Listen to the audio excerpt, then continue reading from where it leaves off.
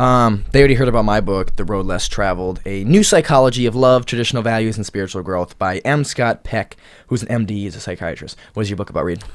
I'm going to have to check that one out. My book that I'm reading right now, almost done with it, is Third Circle Theory, Purpose Through Observation, and How Visionaries Create Billion-Dollar Ideas.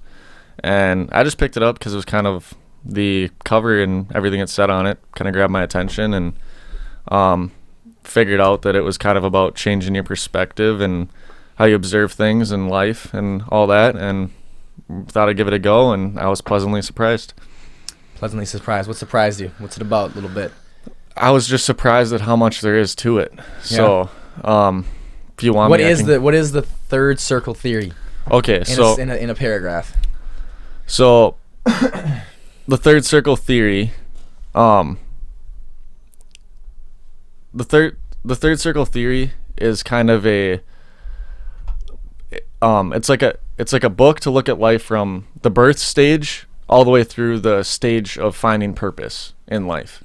So from the moment you're born to the moment that you find purpose, or you die and you never did, because you were one of those majority of the people in this world that never find your purpose, and you look back and you just regret a lot of things. So it's kind of like it's a theory basically saying that there's a roadmap that you can follow to find your purpose.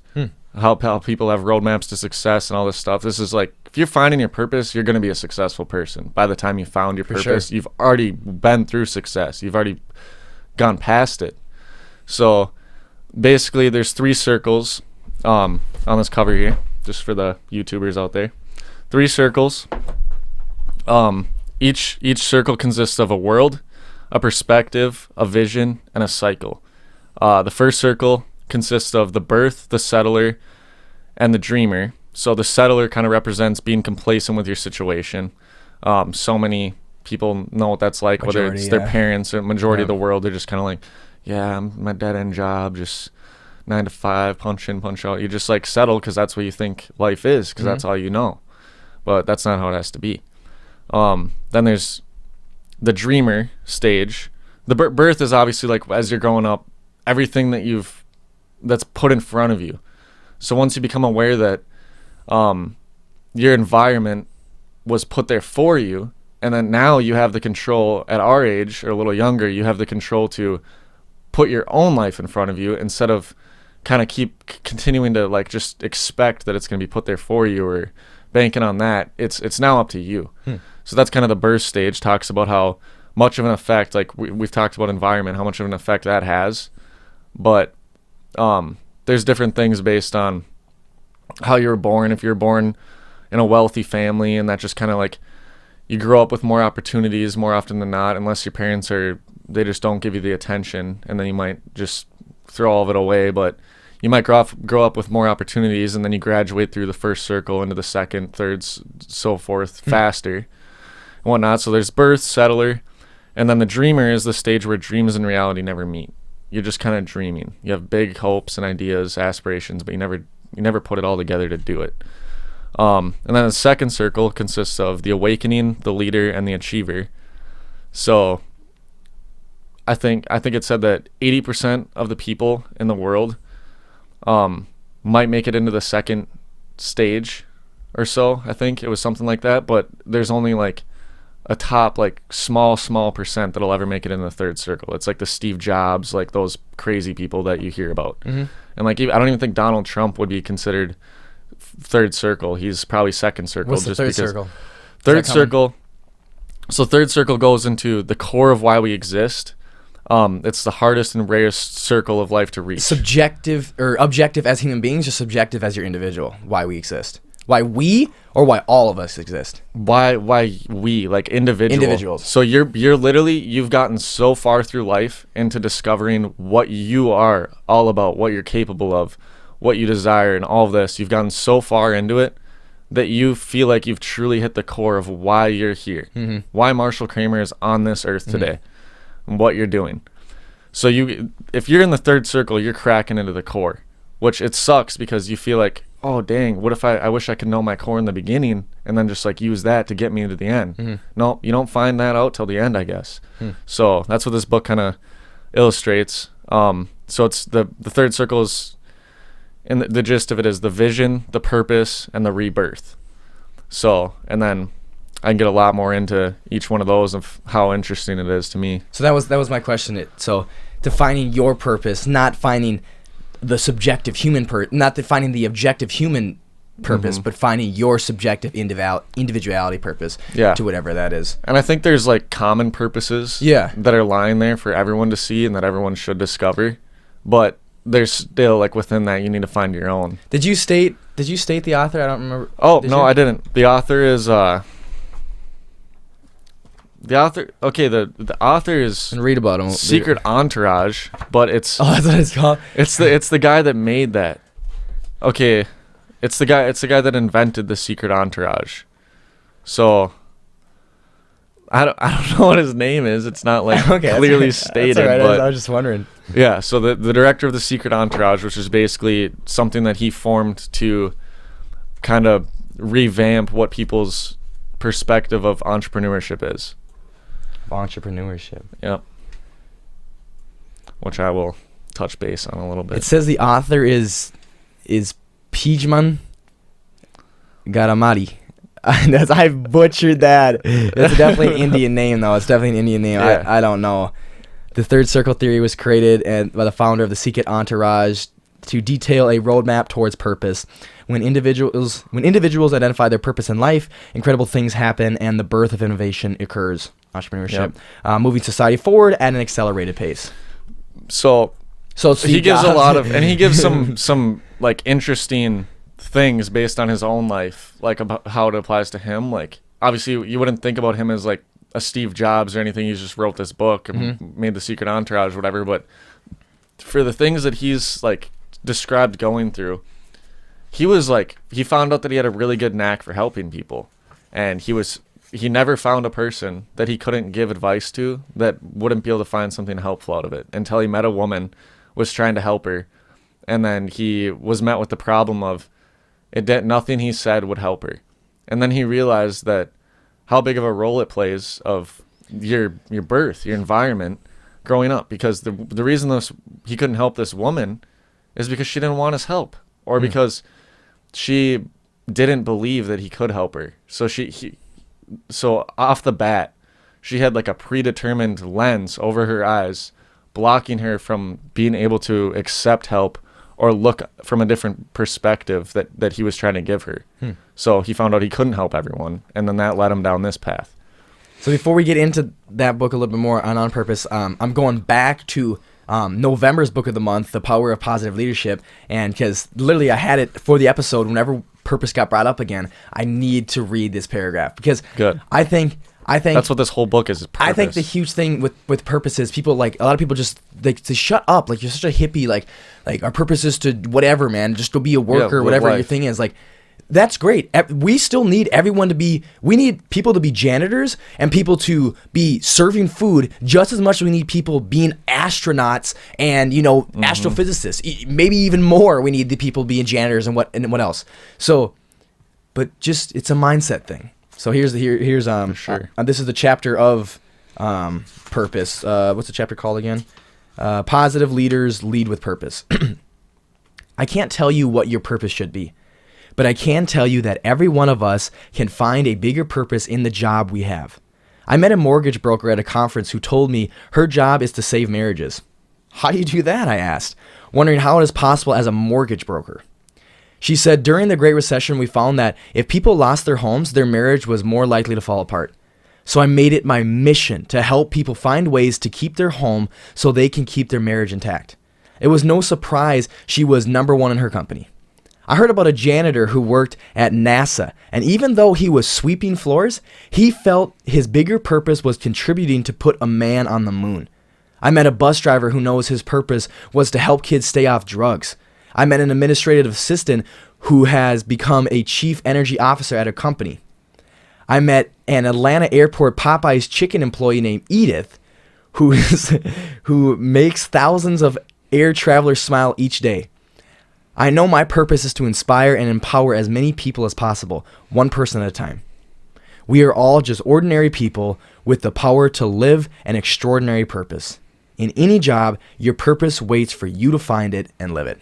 Yeah, that's a great transition. Yes. To yes, and that's something that in this book it talks about how your past job experiences, they're necessary. Like, no matter what jobs you've had that you're like, I hate that job, I'm never going back. Oh yeah, you needed that because that's like a step to finding your purpose. Yeah, whatever. So, because you have these jobs you don't like, that's the only reason you can decipher between what you want in a job and what you don't, because you've had the ones you don't like. You slowly, like, the more jobs you have or the more experiences with work you have, you can, that's the only way you can distinguish of like what you need, like what your purpose is. It kind of points you towards it if you look, or you just keep doing the same thing and hating your life.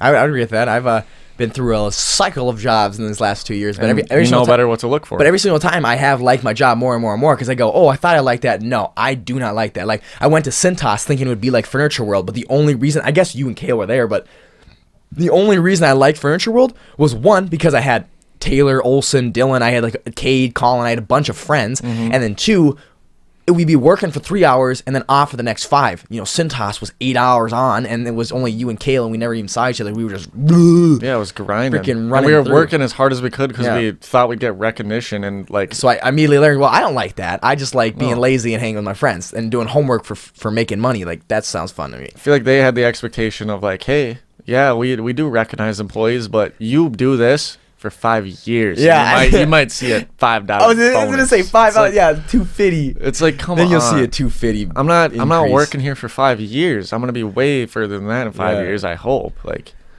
so keep telling me. You want to hear? I want to hear more. All right, let me just dig in. Then. I like this. I like talking about purpose, man. It's good stuff. This might be one of my favorite books. Because again, I think we talked about it. You were on the episode of finding your purpose, right? Yep. And it's so simple. It's really just this.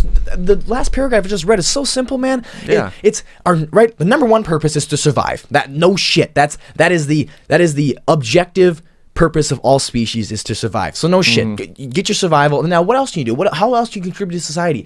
The guy was sweeping the floors at NASA, and he said, "My mission is to put a man on the moon."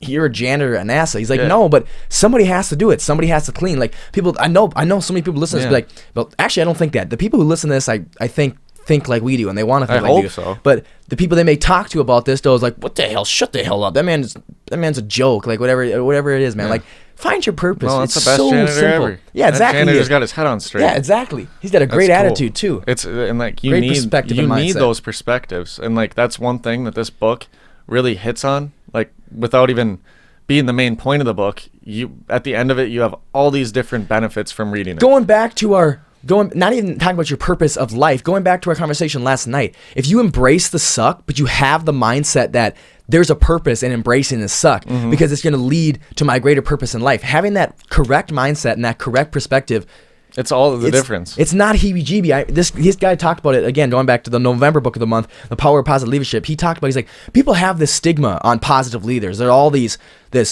fairy tale and Dixie and, like just a bunch of, oh, life is so great, like just being a Dumbo. That's not how positive leaders lead. Positive leaders are optimistic. They understand when times suck, that they're going to embrace it head on.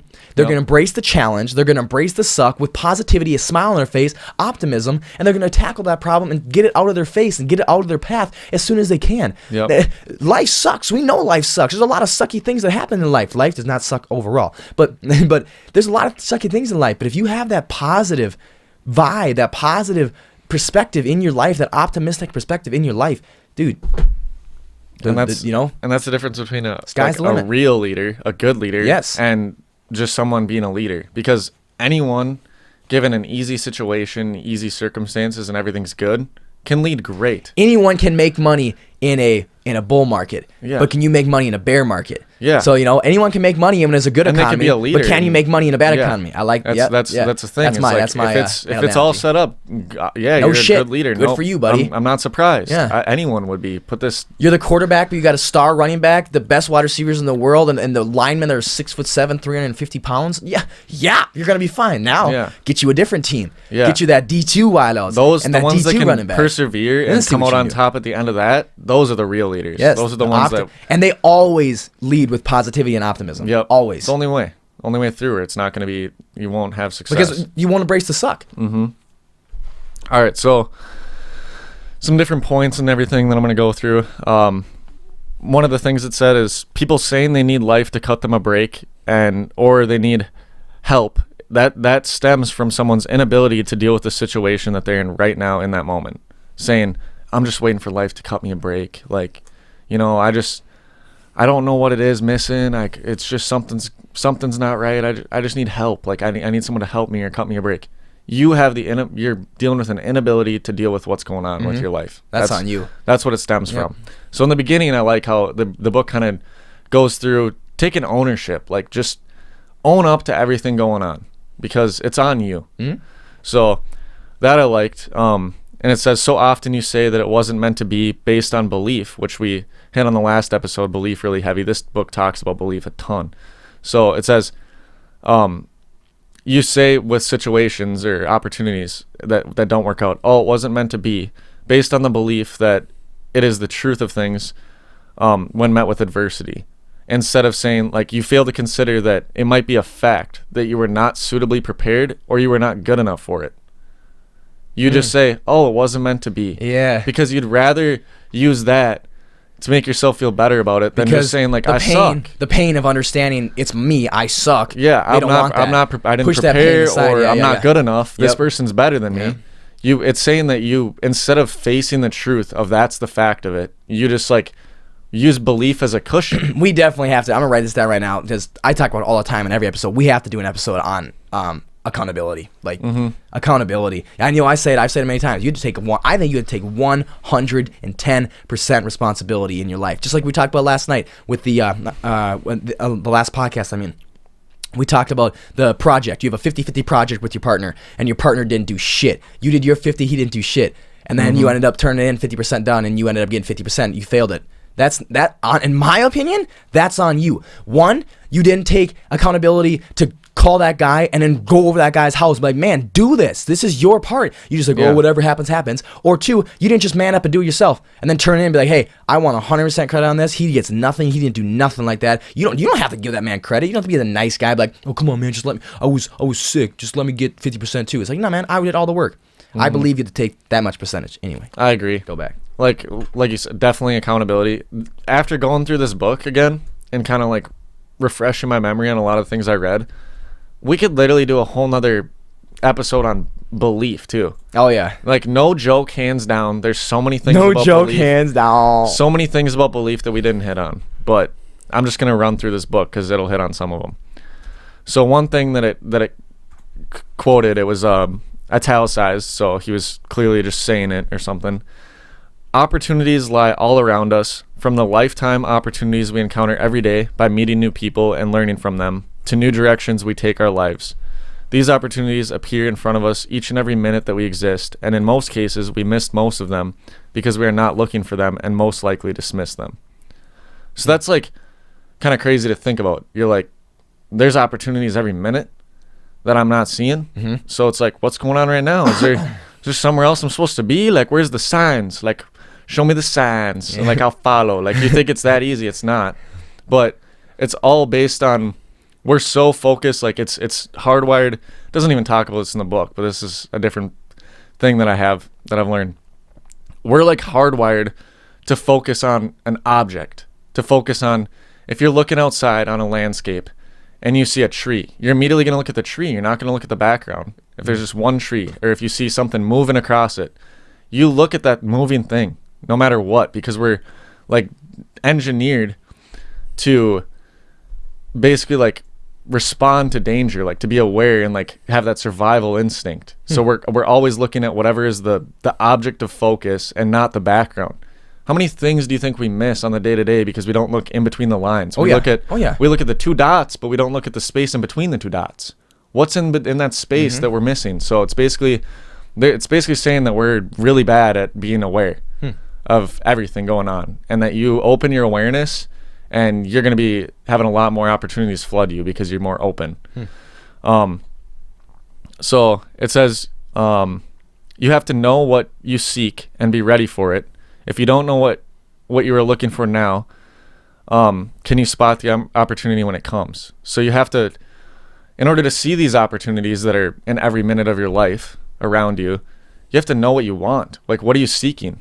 If you haven't determined what you are seeking or what you want, you're not going to see the opportunities, because the opportunities are everything. Opportunities that could point you to be a ballet dancer, or they could point you to be Steve Jobs. But you haven't decided if you're one or the other yet. So how are you going to recognize one opportunity from the next? There's just endless opportunities going in any direction always.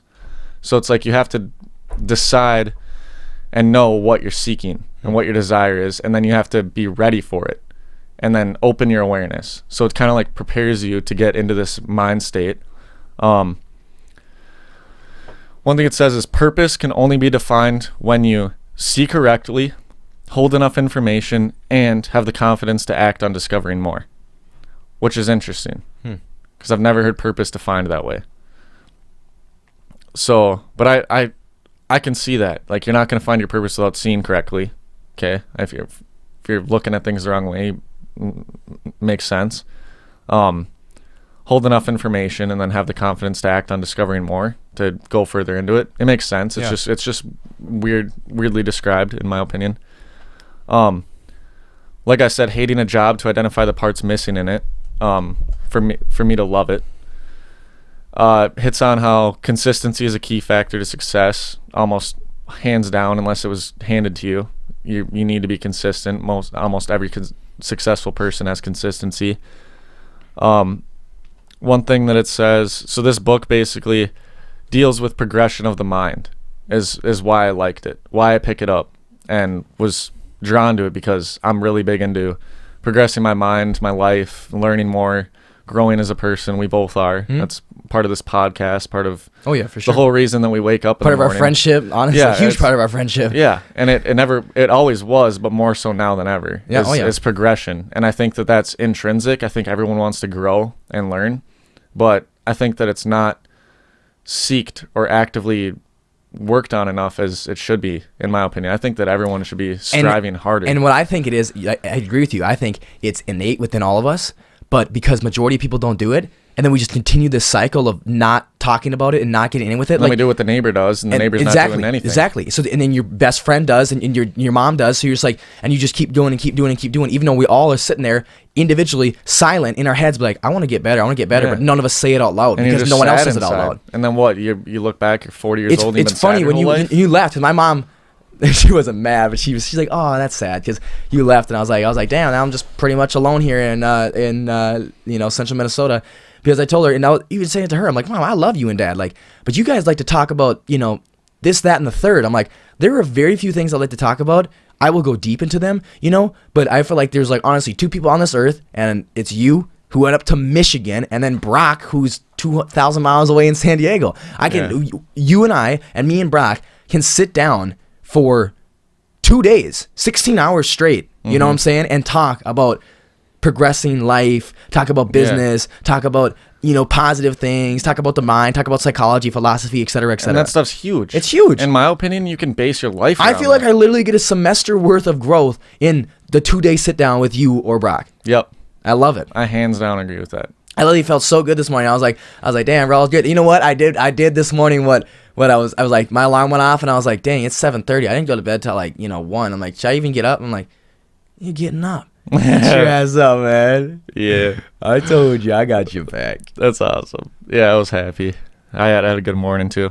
It was a good day. So we both can agree with this. How your lens of life affects you plays a crucial role on what you take in, always. Here we go. Lenses. So it's about the lenses. I think was it Brock? Brock said it, yeah. So that's huge because like I mentioned with the author, he couldn't help someone because their lens was skewed on accepting his help.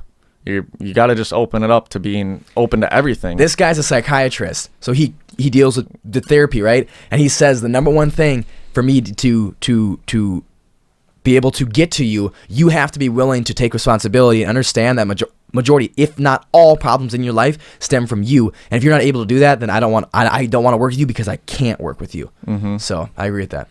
That's pretty crucial. So it can be a positive attribute and a negative one but everyone views life or situational circumstances through a lens of some sort based on past environment or internal belief due to upbringing and values and impactful factors on your own ideals. So that's kind of that's my own words of what I thought it was saying. So I think that like we need to learn how to get rid of all of these ingrained like subconscious like conclusions that just come so naturally. Mm-hmm. Like you see something and you immediately think a certain way because that's how you've always thought of it. Why not like train yourself to see things differently, to when you're in a new situation, even if it's just something as bland as working the same job, whatever. Before we go, that I 100% agree with that, and that's why I count my blessings. First off, I didn't live with them when I came back anyway, but I count my blessings that I left for college and went to San Diego State, 2,400 miles away from my original home, because I think the first year of college is when people have this massive change in their mind states. I actually like people more. Majority of the time, I will like somebody more when they come back after their freshman year of college than I did when they graduated high school. Because that 1 year of getting away, and I know people that I just didn't like in high school and I still do not like now, or don't jive with now, because they have never left their parents' home. Because you're taught to think one way, and not even that they're sitting there, they want you to necessarily like this way. It's just like that's how they think. They don't care to explain a different way to you, etc., and you never leave your home. You never leave the state. You never leave all your friends. Like, you don't think a different way. That's why, because I don't think people even know that there is a way to think a different way. That's why when they go to college, they're forced to think a different way. Like, oh, I always thought this, and this. Like, that's not how it should be. And it can make people feel all kinds of ways. You can feel like happy about it, of like, oh yeah, I'm growing, like I'm or scared, more, or sad. Or you get scared. Yep. And you curl up in a ball. Yep. And you go into a little shell and don't know how to deal with it. You get depressed. You just shut down, or you might even feel betrayed by your parents for not showing you all the ways to think outside the box. Like, and if you're just staying like living at home and you're not going out in the world by yourself, you're stuck thinking a way that they do, because when you're 50 years old and you're around that point, you've pretty much predetermined. I'd say the majority of adults, you've pretty much set your beliefs, you've set your thoughts and your lenses, and you put those onto your children, because you personally as a parent are going to think, this is where I'm at. This is the best things I could teach my kid. What about all the things that you don't even freaking know, that you've never learned? You don't even know to teach your kid. That you can't teach them. So they go see that themselves. And there's nothing wrong with living at home. No. I live at home the majority of the time, and there is nothing malevolent to majority of what parents are trying to do. Like you said, they don't even know. It's sometimes. not their fault. They're just trying to teach your kid how to be a good person. They're trying to teach your kid math, be good at sports, etc., and they don't even know that, because they're not doing it themselves, because they're working, they're trying to get these kids ready. They're not thinking about it. The majority of them are done learning. Like, they don't actively try to learn. There's some that do. You have people in your life that are adults that are still learning and seeking knowledge, and I have somebody in my life, a couple people probably, that are still doing the same thing, but a lot of them are just they're living life. They're going through the motions. They think again, I always say adult is not an age.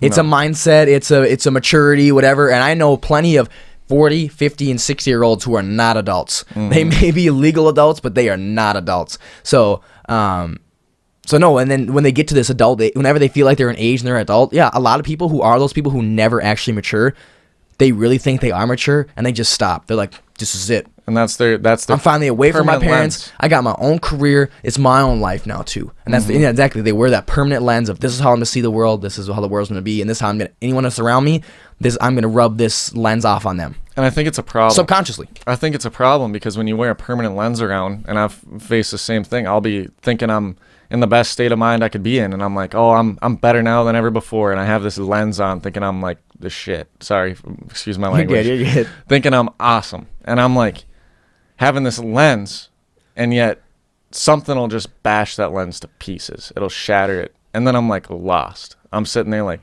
well, now what do I do? That way didn't work. That way of looking at things didn't work. Don't predetermine how you need to look at things. Yeah. like have principles, have ideals, and just like have a good moral character. I know every Be a day, good person. every week, every month, and every year is long when you're living in it. But at the end of the day, right? I've lived for 20 years. It really seems like a blink of an eye. Yep. But yesterday So seemed long. fast. Today seems long. Because the individual moment's long. I literally laugh. I'm like, I'm 20 years old. All this mind growing stuff started when I went to college at 18. So I'm almost 21. So let's say 3 years ago. 3 years ago. I know when I was 19, I would not have hung out with my 18-year-old self. Yeah. I know now that I'm 20, I would not hang out with my 19-year-old self. Or vice versa, yourself now would not have hung out with that person. He'd be like, 'cause you're screw that guy, hippie "Dude, or whatever. What's he doing? Why is Yeah. he smoking so much pot? I don't need to hang out with him. So He's wasting my time. What I'm getting at is, yes, It's like growth. the way I see the world right now is great because it's so much better than it was last year. But damn straight, if you must be thinking I'm a fool if you think this is the only way I want to see the world. I Yeah. want to progress for the rest of my life because again, I've dedicated myself to seeking that. I've dedicated myself to be a student and a lifelong student and be learned through the universe and through life every single day. I want life and the universe to smack me in the face all the time. And one thing life and the universe has taught us is to sit back, listen, open your mind. Oh, yeah. And listen and observe. Yeah, You can't just, you're sitting there and talk for 8 to 12 hours straight. Guess what? You missed out on what 4 hours of listening could have done. You know what this guy talked about? And I like this too. I want to hear what you think about this. I think we talked about this before, but he changed my mind on this because I thought this for a while. He's like, I hate how parents say to their kids and wire people to say, oh, you think too much. You're overthinking. You think too much. Yeah. He's like, no. He's like, they may be thinking about the wrong things, but what the hell is overthinking? That's so redundant. Yeah. He's like, you're the idiot who doesn't think It's enough. not bad to think. Yeah, it's not bad at all to think. If it's taken away from your present moment and you have something like crucial in the moment you need to do, then yeah, calm your mind down. Or if it's too much. But calm your mind by thinking about the right things. Stop Yeah, thinking about the yeah. wrong things. Stop thinking about that anxiety just stuff. stop thinking. Stop thinking It's about impossible. Stop thinking about the things you can't control. But you can sit there all day and think about what you can control and how to better yourself. Yep. That's like you said. You should Listening be. and thinking is observing. That's literally Yeah. he literally changed it. My perspective on that because I was on that for a while, dude. I remember. I thought I was lost for this last year because I was thinking so much. I'm like, you either a thinker or a doer, and I'm like, I've been thinking so much, and I think. It's like, no, you think a lot, and it's been great. You loved it for the last 6 months. Now these last 3 months, you haven't been liking it. Why? Because you're starting to think about the wrong things, and all these wrong things are things you cannot control. And they're You impeding you cannot from control doing. if that girl likes you. You Yeah. cannot control if you don't get recognition at work. You cannot control, et cetera, et cetera. But what you can control. Boom, boom, boom. When you think about those, you don't get stressed because you're like, oh, I can control that. Okay, this is what I should do. This is what I should do. This is what I should do. Boom. And I think that's one thing that's huge. Like you ask people what they're gonna do if you take money out of the object. Like they get out of college, and you're like, if money was not a thing, if it didn't exist, what do you want to do? And like people don't know what to say. Like they don't have any clue. And you get into it further, and you crack on them. You crack down on them, and you get them to the final answer, and they might say something like, I want to just race horses and ride in the woods and have a peaceful life and this and that. Or they get to the conclusion of like, I want to have a fast car, I want to have this and all these things, and that's money. But what they really want, the ultimate thing is you want to control everything. That's what all humans want. They want control. But what happens if you're given all this control? What are you going to do with it? Like, are you going to be like, okay, guys, I'm the dictator now, so let's do it? And it's like you could even ask those people that you're the dictator of now. So what should I do? They're not going to have a clue what to tell you what to do. They're going to be like, I haven't really thought about it. Okay, so like what's the point of having all this control that you seek and you desire? No, control yourself. Like that's like my takeaway because it gets too crazy. It gets too crazy when you think about all that. But one thing is the saying of stay in the present, live in the present. That's garbage. Like dude, that saying shouldn't even exist, I've realized. Because there's no way to exist outside of the present. When you're thinking in the past or you're thinking too much in the future and people say live in the present, just because I'm thinking about the future, I'm thinking about the past doesn't mean I'm not in the present. That's all there ever is. I'm guessing I maybe heard some way that somebody else said it, and I guess I probably reworded it and said it in my own. But I do believe, I remember I made that up in my opinion. I can't remember. Who cares? If this is somebody's quote out there, hey, shout outs to y'all. But this is my senior quote. It was, remember the past so you can learn from your mistakes. Plan for the future so you always have a backup and you always, you're planning. But live in the present so you never miss a moment. You never miss an opportunity. That's what it was. Never live in the moment so you never miss an opportunity. But yeah, live in the moment, but not only live in the moment. Just if you and I only lived in the moment, we would be drugs and I wouldn't know what to anyone do. else. All you'd want. You'd have no idea what to do. You literally just said it when we got home earlier. You said you didn't say this, but if all we did was live in the moment, all we want to achieve is fun. Yep. Fun. And when you have too much fun, when you have all pleasure. You experience all the pleasure in the world, the only way you get any more pleasure in the rest of your life is pain. Yep. So, and that's scary. Yeah, that's very scary. I don't want to experience so much. Like, I think, I want all this more pleasure. When I live in the now, when I literally just live in the now, like I put everything else, blinders on for the past and future, and I just look at the now, that's probably the worst periods in my life. You're lost. I'm very lost. And it's because you have nothing to base your now off of. You can't look at the past to learn from. You can't look at the past and say, these are all the things I've learned, and I'm going to use these lessons and skills that I've developed in order to have a rational, logical decision in this moment. Instead, you're met with a decision, and all you can do is react based on emotion because you're so present. You're like, oh, this makes me feel a certain way. React. Yep. It's nothing but like, oh, this sucks. I'm moving away. Oh, this is good. Drugs. I'll take it. Yep. Like, dude, if you're living in the moment. It's scary to just like only live in the moment. You have to plan. You have to be proactive. You have to plan for the future. You have to think in the past, and don't worry about people saying you're not living in the moment. Like, as long as you're doing things in the moment to seek that. Exactly. Like, that's what matters. Like, if you came up and it was a bad decision to do, there's something going bad on, right? It's taking some drugs, man. You're like, if you had your blinders off, you looked at the past, you're like, I've done this before, and it was not a good night, and it was not a good day, and I really felt bad about it. Oh, and I'm looking forward to the future. I don't want to feel like that again. Oh, guess what? Not going to do that. Yep. You still can have a great night or whatever you can do. You still can continue living in the present, but you took in consideration the past and the future and was like, oh, I'm glad I did because y'all made the right decision for me in my present moment. Yep. And that's the thing. You'll thank yourself. You like thinking ahead, like being steps and steps ahead is like, so something else that I recently learned is that, so you have to start small, first of all. You have to start like thinking about day by day, minute by minute, break it down in order to get that discipline and that routine down. Mm-hmm. But the better you get at it, it does not hurt to plan further out, to think further out. Like somebody said that you think 5 years out from now, you're going to be way better off than, like if you base your present off of 5 years from now, what you want, you're going to be better off than just thinking next week. Oh, yeah. And if you plan 20 years from now, you're going to be better off thinking right now too. So, but it's something where you can't just think about that all the time, and you're just lost in the moment, or you don't know what to do because you have this big picture so you're so confused in the moment. We've talked about it a million times. Living in the moment is, in my opinion, has to do with instant gratification. And let's talk about this, FOMO. What do you think about it? Do you experience it? I know it's a little bit not what we had written down, but anyway. But I believe living in the moment and instant gratification has to do with FOMO, fear of missing out. It's got to be.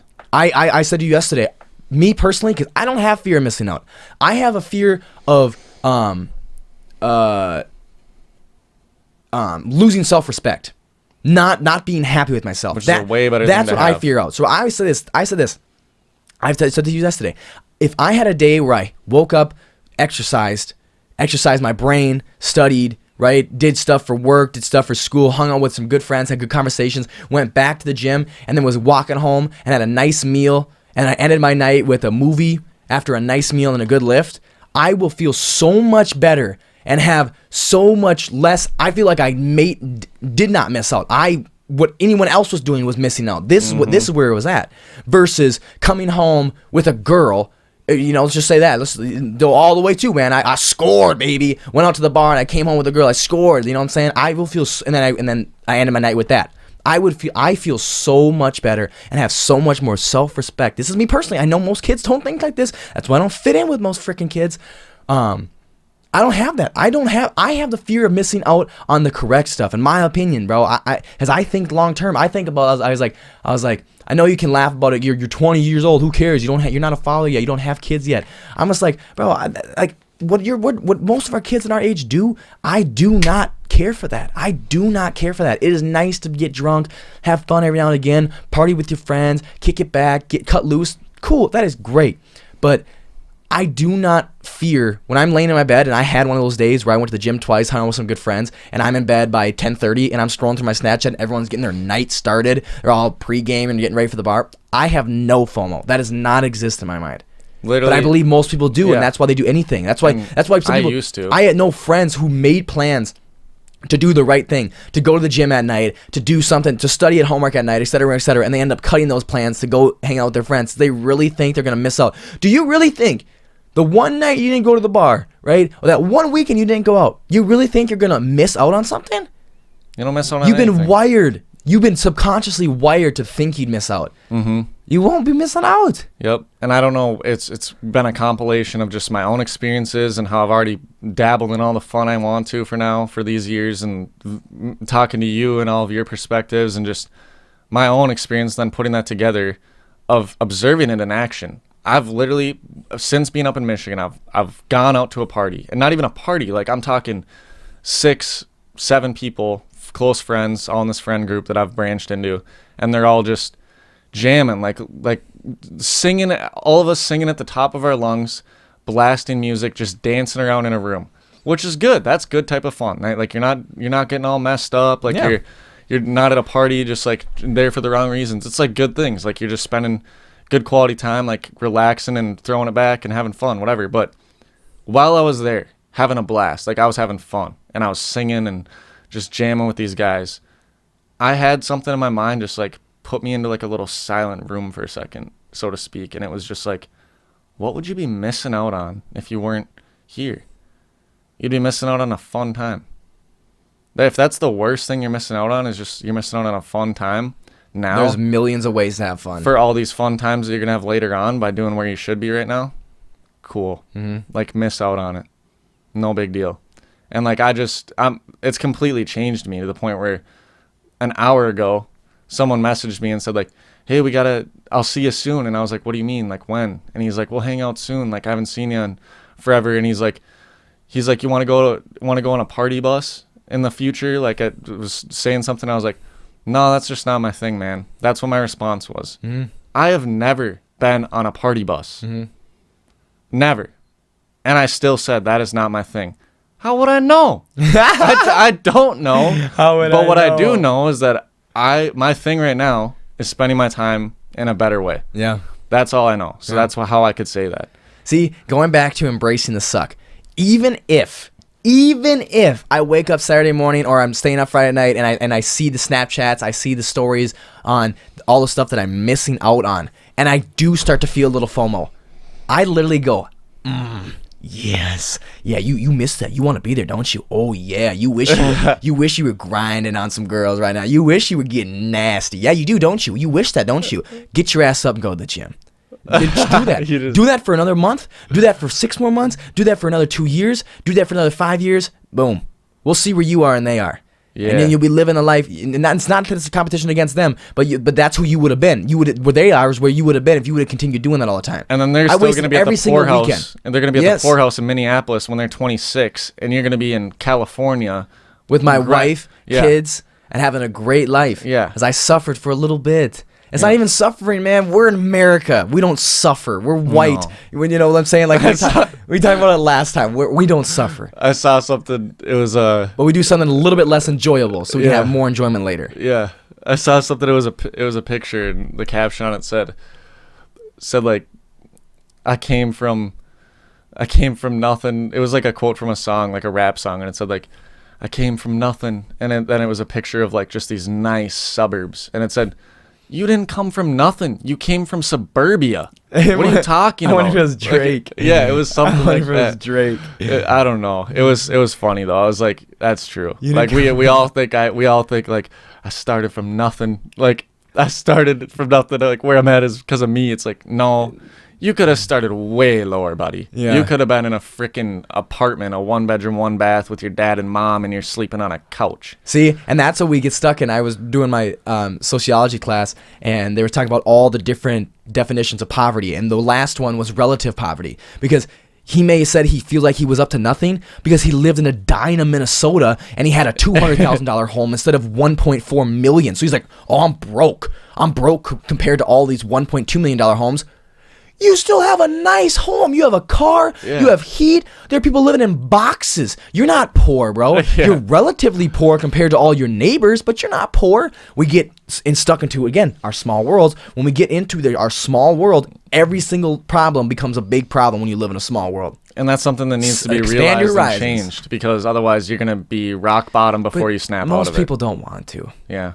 And that's why this I'm not saying it's so great, but that's why this podcast hasn't shot up as hard as it can, because most people don't want to. They literally listen, they go, Marsh, shut the hell up. Like, who are you? I don't want to hear anything from Marshal you're not a Kramer. messiah. Yeah, exactly. Like, screw this guy. Like, what is he talking about? Like, because most people don't want to actually gain perspective. You know what I'm saying? They're chilling wherever they're at. And they're or good. they just look at your age and they're like, oh, some kid, I'm not listening to them. Sure. Their lens is blocking them from listening. Like, cool. Whatever it is, you got some stereotypes, man. Yeah. Yep. Even though they like, what they could be thinking about is all the stuff they could take away, or even if it's stuff they already know, refresh your memory. Boom. I love listening to stuff that I've already known. It's Absolutely. just, it re-solidifies it. So I know what Frankie was saying. He was on here on one of the episodes. He was talking about, he listens to all, like, any podcast that he hears about with, like, kids our age, you know, like, I know Logan Paul's a little older than us, but, like, Summer Rae and, like, any other ones, if he ever sees the podcast where there's kids, he just listens to it. He's like, I at least give it a few episodes. He's like, they're kids my age. Like, they have to have a perspective and a different life that I don't have. And if I listen to 1 hour while I'm working anyway, it's not taken away from me. Oh, I didn't get to listen to 10 songs. Who cares? yeah, But, what are those 10 songs yeah, doing? exactly. I was able to listen to a podcast for an hour, and I took away one thing. You just gained something out of an hour. You would otherwise you would just listen to a song and beat your head around. Like, you gained a perspective, or you gained one thing taken away from a podcast. You know what I'm saying? I think it's crucial to start paying attention to what kind of inputs you're giving yourself, because you're inputting the wrong things. You're inputting yourself with mindless movies over and over. See, that's why marathons. See, that's why I think TV. that's why I jumped on this train when I did, man. Because I think audio in general is going to skyrocket over visual, because because audio is passive. Most people who are listening to this are in the gym right now, or they're doing homework, or they're driving in their car, or et cetera, et cetera. Right now they're doing some, very little people, even the people who are watching on YouTube, have it in the background. They probably opened a new tab, played it, and then clicked to other tabs or a whole new window and not even watching it. They're just listening to the audio, because it's passive work. That's why I think audio is going to shoot, because you're literally able to do homework and then I hope it subconsciously listen to our podcast, and then something that intrigues them, then they switch over their attention, and then they hear it, and then guess what? They really intently listen to 10 minutes of our podcast, but those 10 minutes were the one thing they took away. Boom. Yep. You just took something away. Yep. Same thing with like, just because this is a book episode, and like with the book we both read, Think and Grow Rich, Napoleon Hill. Amazing book. Probably one of my favorite books. This one might be better though. I might like it more, just because as you grow, you probably develop new favorites. It's a good book. I bought into the hype of Think and Grow Rich, but yeah, and I don't even It's know a good if book. I It's don't a even know great if it's book. hype. It's a start. It's a it's great start. in the business sector. It's hyped. Yeah, Like, this is the book. it is pretty hyped. Yeah, read. I'd say if you're looking at, if you go to Barnes and Noble and you look at the self-help books or whatever. For me, it's just like, again, I don't like definitives. I don't like people saying, like, this is the way. Yeah. Like, this is the way you think. This is. I don't like that. completely I like to say, like, that's why I like to always finish it up. It's like, that's just I think. I think this is the way we should do it. I think this. I think, right? It's not, this is. I hate definitives. I hate it. And that's why I don't like religion, man. Just like, this is the way. I bet I know why. Because even definitive facts, they're only a fact because it was agreed upon by the majority of the population so many times to where it became accepted as a fact. That's actually true. Because 2 plus 2 is not 4. We made it 4. Exactly. So how We many made it things 4. are facts Yeah. that aren't? We just decided. Now they're like, you guys are hippies. That's but true. it's true, That's dude. true. It's so true. 2 plus like, 2 is 4 because we decided to make it like 4. this That's is a fair. book because everyone says that Little this fun is for a you. book. I could literally say this is a collection of papers Yep. taken from trees. Yep, boom. But we just decided it's like, Or it's a schleb. yeah, I could call it a schlub. How many schlebs you read today? I don't know. I read a few schleebs. I read a few schleeps. Yeah. You been schleebing recently? But I've been that's not schleebing. accepted. I schleeb on You're the shitter. an outcast if you go against what's commonly known as facts. Oh, yeah. And yet, what the best thing to do, in my opinion, is seek knowledge from everywhere. You could literally, this book, let's just say there's 20 other versions of it. If you just stop after this one, when you know there's 20 other perspectives on this topic, you're an idiot. You're basing everything off of this versus looking into all of them and then seeing what you can connect from them to have your own idea. So there's constantly things to be learned, even if it's the same exact topic. You got to be searching for new perspectives. Huge, being open. So we should probably get back into the books now. Okay, We've sounds had a good side Sounds track. good, John. Go ahead. Hey, my name is not John. Are you going or am I? Either way, whatever. I'm ready to jump in, and you can take a little run at it. Take a little run. Yeah, Well, I'm I about got more halfway. stuff. I'm about halfway through this book, The Road Okay. Less Traveled. You just want to hit on what? And what's again, been I going just on? like hearing, I just like hearing about it. And I'm gonna have an episode about, facing adversity and going through problems. But I just want to read this a little bit because we were talking about some stuff. Problems don't go away. They must be worked through or else they remain, forever a barrier to the growth and development of the spirit. So the reason I'm talking about that, mainly, I'm losing my train of thought because I was focused on whatever we were doing. But problems, they don't go away until you seek to solve it. So going back to reading your books and trying to gain a perspective on anything else like that, right? There's times, in my opinion, that you don't even know the roadblock that you've had in your life. And literally, if you would trying to seek that knowledge and taking the small choice of listening to a podcast for an hour instead of listening to music the whole time, that one thing that you happen to hear subconsciously, even though you're focused on homework, you just happen to grab your attention. Like, oh shit, what are they talking about? Let me tune in. What the hell are they talking about? Oh my god! And then it literally clicks in you. You don't even know you needed it yet, and it clicks in you, and you're like, boom, dude. And that's why boom. it's so important to step outside of your comfort zone, and like not in bad ways, in ways that you're like, what's gonna be possibly wrong or bad for me about listening to a podcast? In fact, it's better for me. I literally did today as we were lifting. Once when I for a long time when I wasn't lifting like really really hard, as even though you can do it, it was just like I was listening to podcasts like the whole time. But even when I went over and you were doing curls, you were sitting down doing curls, I started to come over and did side laterals. I grabbed my phone and I switched it from music to back to a podcast because I did my hard exercises first, so I like to listen to music, and then I was like, oh, well, the hard exercise is over. I'm just gonna, or at least to kind of get in the groove of it, just get get a little adrenaline. Just They're like, keep that oh, mood the going. next 30 minutes, why don't I listen to a podcast? Usually when I go and do my cardio, now it's twice a day, for 40 minutes a day, I'm listening to podcasts. So Perfect time. And you've already done something that I haven't today. You've listened to podcasts. I haven't done that because you chose it. You chose like your time properly. Like that's such a good way to. The book. You were working there. You were working there for I was working where? a little while. Cintas. For a little while, and I think you might have left before I started doing this, but I'm not sure. Because of the fact they allowed headphones. They didn't allow headphones. What am I talking about? They didn't? No. Well, what was that one lady's As name? long as the big people weren't. What was her name? Morgan? Simon didn't care. No, not Morgan.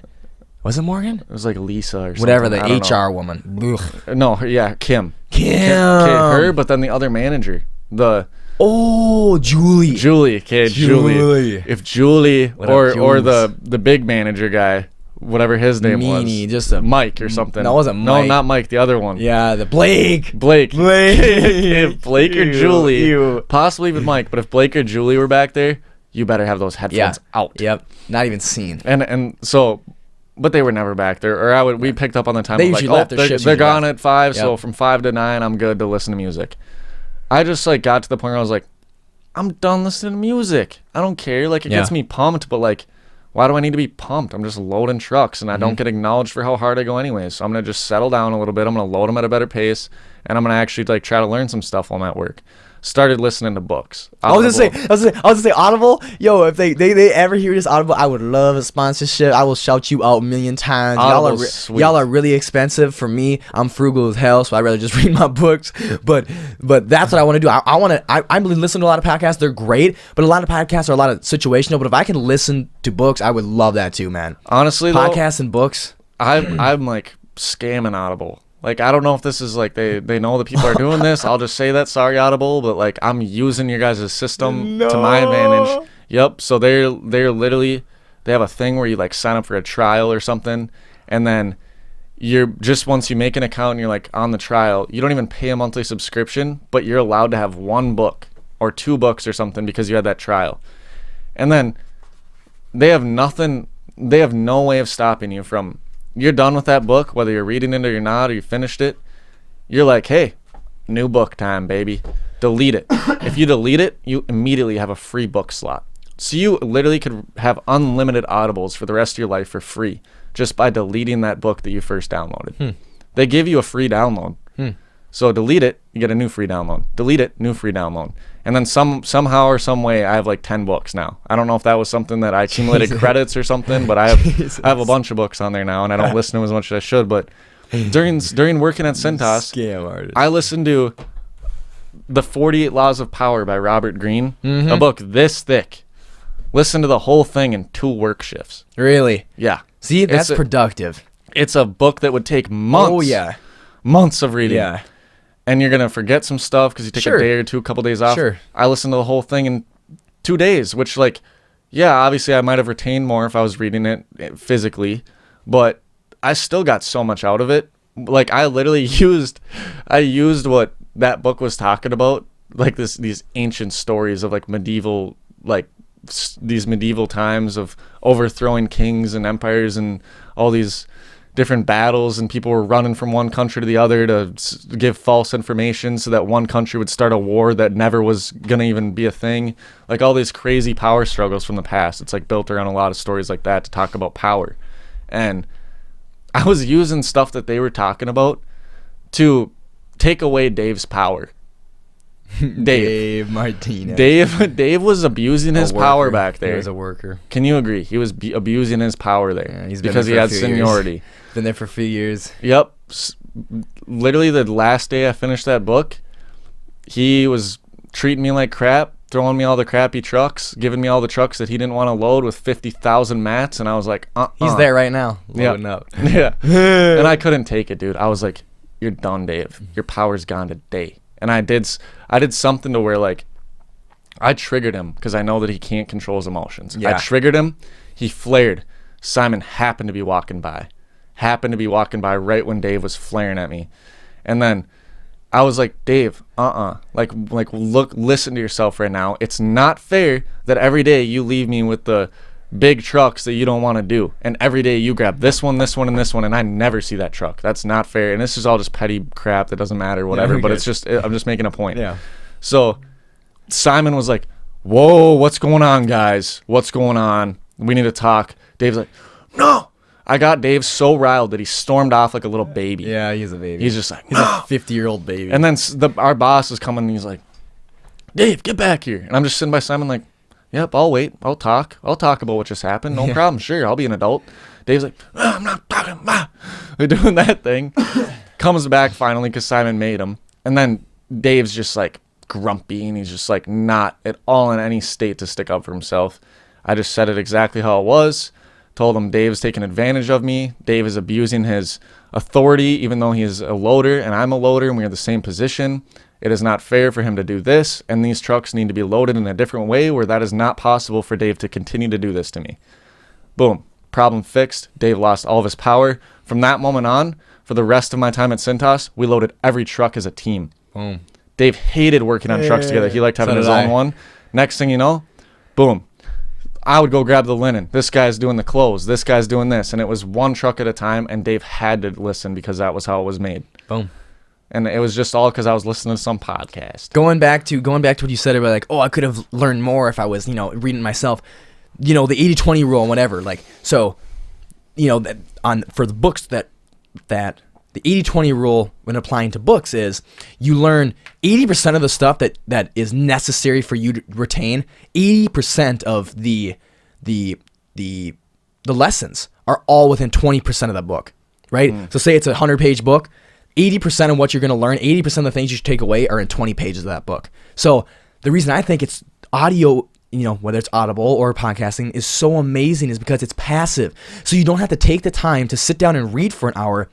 You can go to the gym for an hour. You can be at work for an hour. You can be studying for an hour, et cetera, and not listening. You don't have to listen to those other 80 pages. Hopefully your subconscious will pick up enough within those 20 pages, and you basically retained 80%. Yeah. It's just being more efficient. You're never going to retain 100% ever of anything. I think people just think that. So that's what's the great thing about it. They have the ability to decide, I'm going to reread this page because this page seemed big. No. How can you trust your I don't believe judgment that, to know that page was big? And you know how many pages, you know how many books, and you know how many pages there are in the world? You know how many books there are in the world? Man, come on. Like Ray Dalio, one of the super successful investing dude, he reads all the time. He's read so many books, and he's super intelligent. One of the things that he was talking about when I was listening to how he reads books, he'll freaking fly through them, dude. He flings through them. Same with Warren. He doesn't read books, he reads newspapers. But he hits the points that matter. He stops. He skims them. He stops at where he thinks he should, and he'll fly through books. And then he's on to the next one, and he read that book. I think that was the 4-day work week, the 4-hour work week by Tim Ferriss. I believe that's where the 80-20, he pointed out the 80-20 rule. That's where they interview Ray Dalio, where they're talking about that. It was a Tim Ferriss show. Oh, really? Yep, he was interviewing Ray Dalio. Yeah, and Tim Ferriss. It's a good podcast. But yeah, it's because we need to be more efficient. You're never going to get 100% done. So it's like another thing is too, 80% of all in business, 80% of all your revenue comes from 20% of your customers. So if you can just focus on marketing to those 20%, now you save 80% of all your marketing dollars because you're only focusing on those guys because they're going to end up making in your time too. Oh my God, so much time, because they're going to end up making 80% of your revenue anyway. Screw that other 20. It'll come no matter what it's going to do, So yeah, focus on that 20s. I like that rule. Yeah. If you ever have time, look it up. Maybe we'll do an episode about it. Talk about the 80-20 principle. We're coming to the end of our episode. Give me one more thing. Let's talk about it. There's no way it's the end of the episode. It's been an hour. This one's got to go long. No, it's not going to go longer. Oh crap! I gotta go through my book. No, just tell me what you want to talk about. Okay, I'm just gonna read through these points because I want to get through them. Went through what the 3 circles were. Went through the first circle. So in the second circle, the awakening, the leader, the achiever. The awakening, your mind opens up to a heightened awareness and creativity. The leader, the emergent need for the desire to lead others. This need of leading others benefits those around you by providing them with their needs, but it gets you your wants. The achiever is where opportunity meets hard work.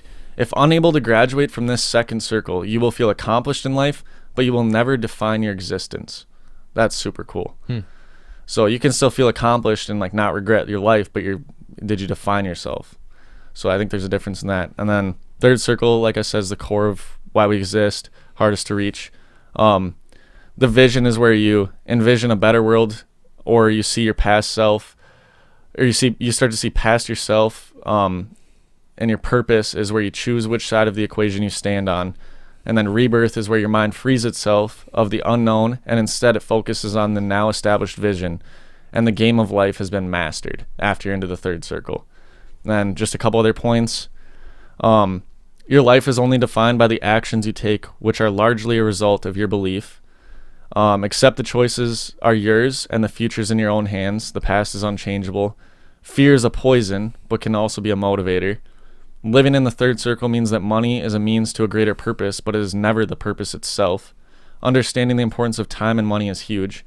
Be proactive and consistent. Don't chase money. Instead, chase victory, and that will give you money. Learning to keep your feelings from paralyzing your actions enables you to make better decisions rather than dwell on what doesn't work. So, for instance, somebody in your company says, "Hey, you did this wrong. This is horrible." They go throw this emotional stress on you because you did something, you screwed up. Your immediately reaction is "Oh no," and you get all offended, and you're offended by it. Instead, learn how to have control over your emotions, lock it in a box, and then you go past that, and you just rationally fix the problem. So it's saying you need to learn how to do that. Learn to examine the world differently. The world that you live in is simply too complex and too crowded for it to revolve just around you. you have a human need to balance what you do with how you do it. Their visions are no different than yours, but they're like people like Steve Jobs. Their visions are no different than yours, but their belief in themselves at the time was strong, and their confidence enabled them to launch their empires despite all odds. And then the purpose of the Secret Entourage is to basically bring forth that entrepreneurship needs to focus on innovation and advancement, not self-employment, which is what so many people see entrepreneurship is now, is like, oh, I want to be self-employed. Yeah. And then I wanted to just like read one thing out of this. So about the put your emotions in the box, this quote: "Put your pain in a box, lock it down. Real men made up of boxes, chambers of loss and triumph and hurt and hope and love. No one is stronger or more dangerous than a man who can harness his emotions, his past." That's from An Act of Valor. And then the one other thing I wanted to read was, "What you have or don't have does not dictate if you are remembered or not.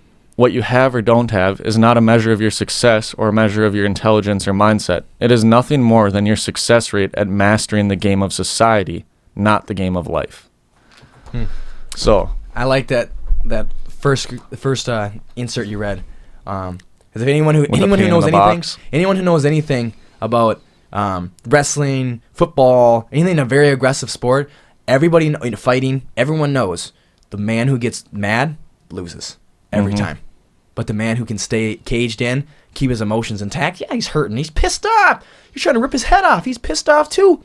But he can control it. You can control your emotions. You're done. Same in business. He's got it in a box and he's using it. Poker face, buddy. Deep down, you're using that box energy, but it's not flaring all over uncontrollably.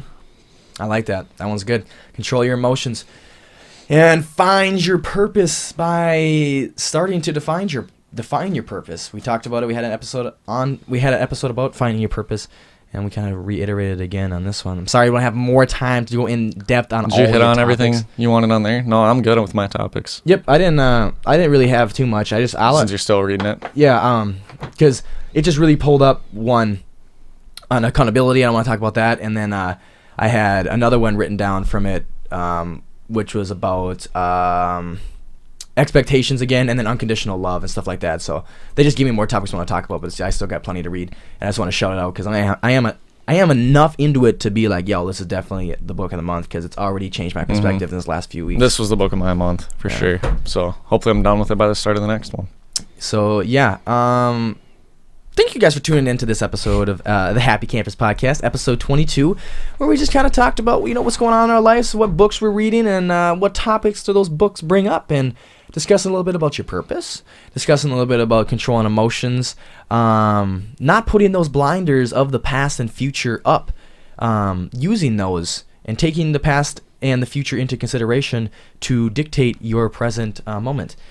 And also talking about solving problems and being able to face problems and being productive and taking the more productive route, example, passive stuff. So using this audio, using a podcast, listening to a podcast while you're working out instead of listening to music, or listening to a book while you're working instead of just listening to music or listening to nothing. And a little bit, which we need to hit more on, accountability. Yeah, we're going to have a whole episode on accountability.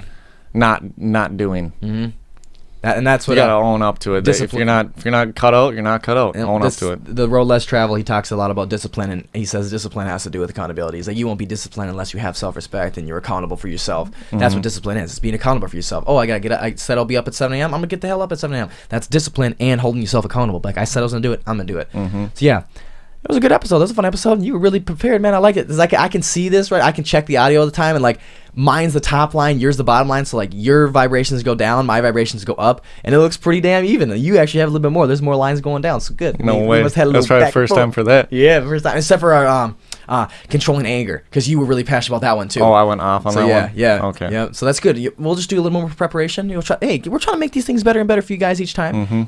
I want this to be a real thing for me. So it's the first time I took notes on a book. Yeah, and you went I don't ham. know how long. You went ham sauce on it. I love taking notes on books. Anyway, thank you guys so much for tuning in. I really, really appreciate that. Again, if you guys enjoyed this or any of the other previous ones, share it with a friend. Bring another friend into it. Listen to it with another friend while you're on a drive, whatever you're doing, etc., etc. Just, share with people. Let's make a bigger happy Let's make a bigger Happy Campers family. And also, reviews and surveys on any of the podcasting platforms you listen to us on: Spotify, Overcast, Google Podcasts, Apple Podcasts. And if you're watching this on YouTube, all you beautiful beast, make sure to like it and comment and share it, and then subscribe for future content, because we're going to get better, better, better. Again, for those of you who are new, hey, my name is Marshal Kramer. Thank you guys for tuning in to this episode of Happy Campers, a AudioSmilez production. I really thank you guys so much. Happy December. Finish off the year strong, and like always, take care, my friends.